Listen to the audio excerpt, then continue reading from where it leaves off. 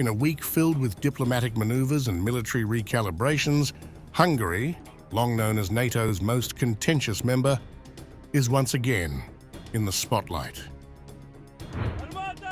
With tensions running high over the Ukraine conflict, Hungarian Foreign Minister Péter Szijjártó announced that he will meet with Russian Foreign Minister Sergei Lavrov on the sidelines of the UN General Assembly in New York.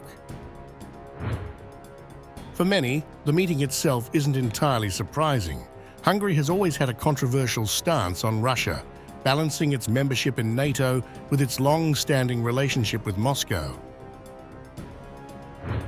What's raising eyebrows is the timing and symbolism of the meeting.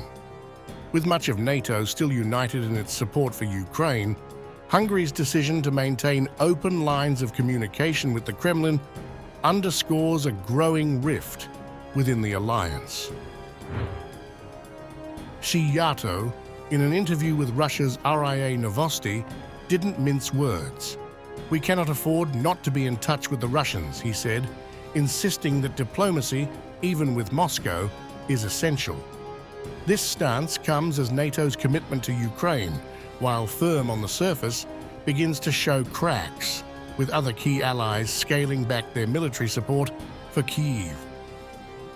I'm going to meet Foreign Minister Lavrov, which is a habit of ours. Whenever we are here for the General Assembly, we always meet with each other. Because, you can deny the reality, but it doesn't make sense. While Hungary has always been somewhat of an outlier, it's not alone anymore. A few key NATO members, Germany, Poland, and even France, are beginning to reconsider their support for Ukraine. And that's a problem for Ukrainian President Volodymyr Zelensky, whose country has relied heavily on this military aid to keep Russian forces at bay. Perhaps the most surprising turn of events comes from Poland, a nation that has been among Ukraine's most vocal supporters since Russia's invasion in February 2022. Poland has been a lifeline for Ukraine, sending billions in military aid and offering an indispensable supply line. But now, even Warsaw is pulling back. Polish Deputy Prime Minister and Defense Minister Władysław Kosiniak-Kamysz confirmed that Poland's aid pipeline to Kyiv has hit its limits. "That's all we were able to donate," he said, following an appeal from Zelensky for more fighter jets and missile defense systems. For Ukraine, this is a significant blow, especially as winter looms, a season that could prove decisive in the conflict. The Polish government, both our government and the government of our predecessors, have donated billions of dollars worth of equipment to Ukraine. That's all we were able to donate. Poland's decision couldn't come at a worse time for Ukraine's war effort. The country's close proximity to Ukraine, combined with its steady flow of military support, had made Warsaw a cornerstone of Kyiv's defense strategy. Now, with Poland stepping back, Zelensky faces an uphill battle, both on the battlefield and within the halls of NATO. Germany, Ukraine's second-largest arms supplier after the United States, is also signaling a slowdown in military aid. Chancellor Olaf Scholz, while delivering much-needed weaponry, has drawn a firm line against sending long-range Taurus cruise missiles capable of striking deep into Russian territory.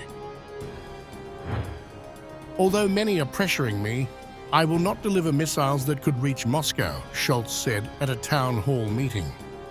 His words reflect a growing sentiment within NATO. There's a rising concern about the risks of escalating the conflict. But that's not all.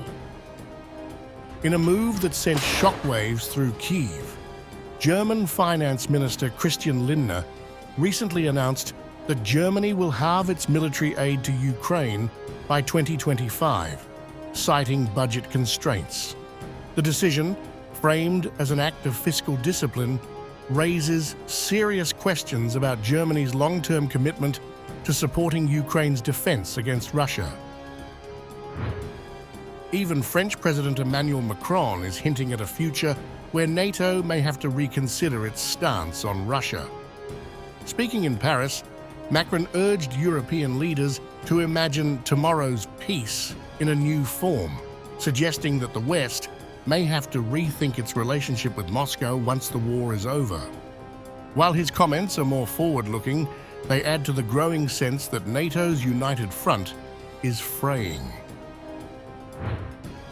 As these developments unfold, the cracks within NATO's once solid support for Ukraine are becoming more apparent. Hungary, long viewed as a renegade within the alliance, is now finding unlikely allies in countries like Poland and Germany, nations that were once among Ukraine's staunchest supporters.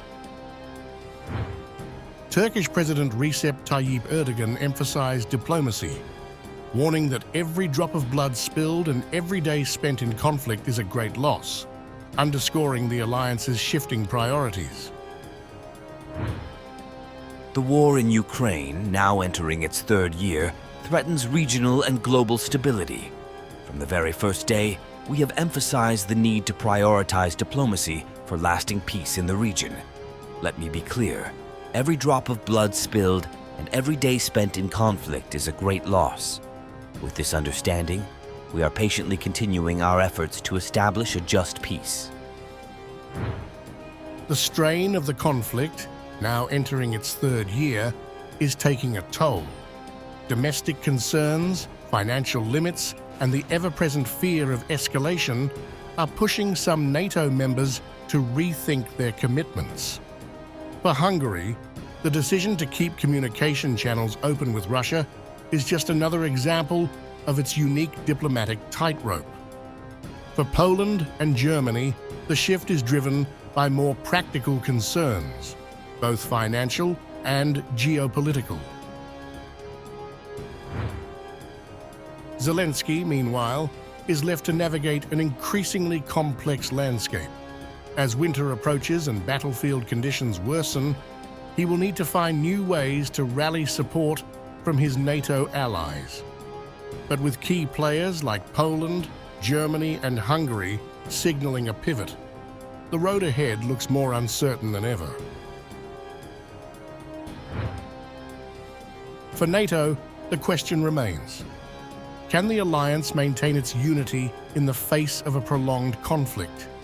Or are we witnessing the beginning of a broader shift away from supporting Ukraine's fight against Russia?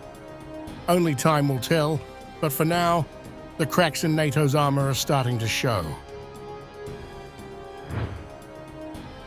This shift in NATO's stance was foreseen by Russian President Vladimir Putin, who has long warned that the Western coalition's resolve would weaken over time. The ongoing conflict has strained public opinion and national budgets across Europe, and domestic political pressures are increasingly influencing foreign policy decisions. Putin's strategy appears to be bearing fruit as key European nations begin to prioritize their internal stability over sustained military assistance to Ukraine.